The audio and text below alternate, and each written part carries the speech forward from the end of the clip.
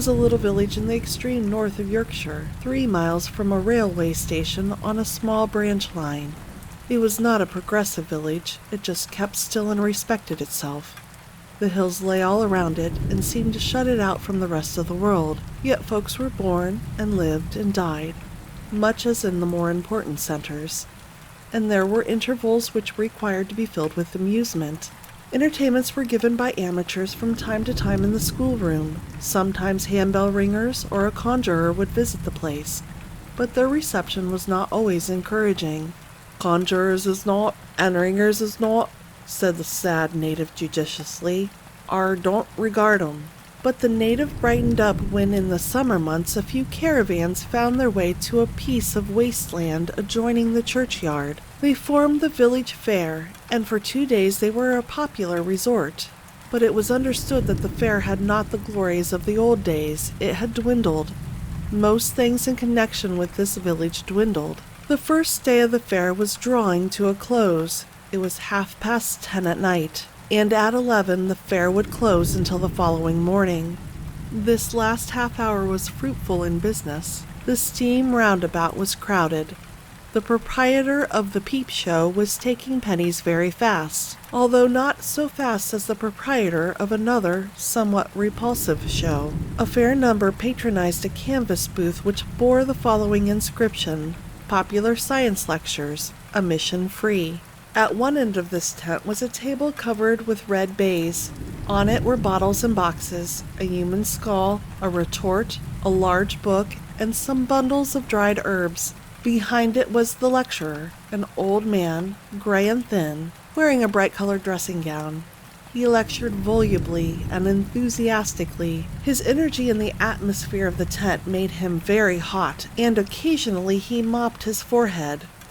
"I am about to exhibit to you," he said, speaking clearly and correctly, "a secret known to few, and believed to have come originally from those wise men of the East referred to in Holy Writ."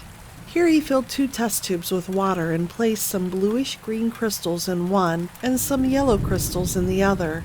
He went on talking, quoting scraps of Latin, telling stories, making local and personal allusions, finally coming back again to his 2 test tubes, both which now contained almost colorless solutions. He poured them both together into a flat glass vessel, and the mixture at once turned into a deep brownish purple. He threw a fragment of something onto the surface of the mixture, and that fragment at once caught fire. This favorite trick succeeded. The audience were undoubtedly impressed, and before they quite realized by what logical connection the old man had arrived at the subject, he was talking to them about the abdomen. He seemed to know the most unspeakable and intimate things about the abdomen. He had made pills which suited its peculiar needs, which he could and would sell in boxes at 6 and 1 shilling according to size. He sold 4 boxes at once, and was back to his classical and anecdotal stage when a woman pressed forward. She was a very poor woman. Could she have a box of these pills at half price? Her son was bad, very bad. It would be a kindness. He interrupted her in a dry, distinct voice. "Woman, I never yet did anyone a kindness, not even myself." However, a friend pushed some money into her hand, and she bought 2 boxes. It was past 12 o'clock now. The flaring lights were out in the little group of caravans on the waste ground. The tired proprietors of the shows were asleep. The gravestones in the churchyard were glimmering white in the bright moonlight. But at the entrance to that little canvas booth, the quack doctor sat on one of his boxes smoking a clay pipe. He had taken off his dressing gown and was in his shirt sleeves. His clothes were black, much worn. His attention was arrested. He thought that he heard the sound of sobbing. "It's a God-forsaken world," he said aloud. After a second's silence, he spoke again. "No, I never did a kindness even to myself, though I thought I did, or I shouldn't have come to this." He took his pipe from his mouth and spat. Once more he heard that strange wailing sound. This time he arose and walked in the direction of it. Yes, that was it. It came from that caravan standing alone where the trees made a dark spot. The caravan was gaudily painted, and there were steps from the door to the ground. He remembered having noticed it once during the day. It was evident that someone inside was in trouble, great trouble. The old man knocked gently at the door. "Who's there? What's the matter?" "Nothing," said a broken voice from within. "Are you a woman?" There was a fearful laugh. "Neither man nor woman. A show." "What do you mean?" "Go round to the side and you'll see." The old man went round, and by the light of 2 wax matches, caught a glimpse of part of the rough painting on the side of the caravan. The matches dropped from his hand. He came back and sat down on the steps of the caravan. "You're not like that," he said. "No, worse. I'm not dressed in pretty clothes and lying on a crimson velvet couch.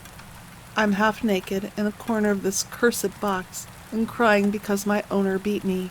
Now go, or I'll open the door and show myself to you as I am now. It would frighten you. It would haunt your sleep." "Nothing frightens me. I was a fool once, but I have never been frightened." "What right has this owner over you?"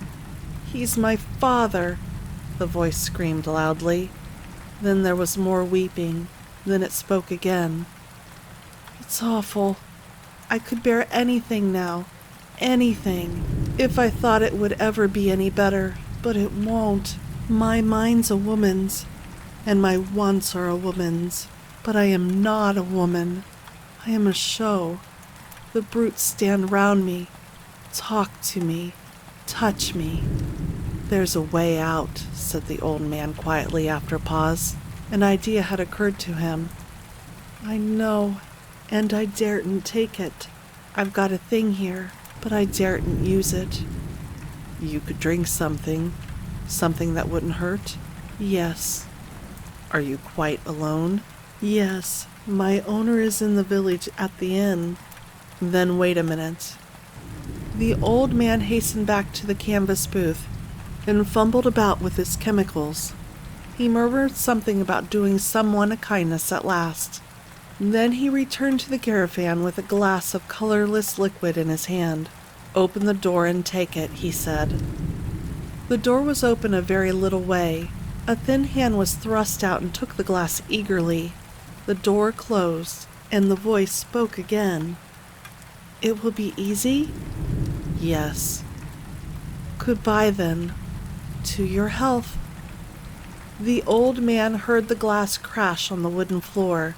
Then he went back to his seat in front of the booth and carefully lit another pipe. "I will not go," he said aloud. "I fear nothing, not even the results of my best action." He listened attentively. No sound whatever came from the caravan. All was still. Far away the sky was growing lighter with the dawn of a fine summer day.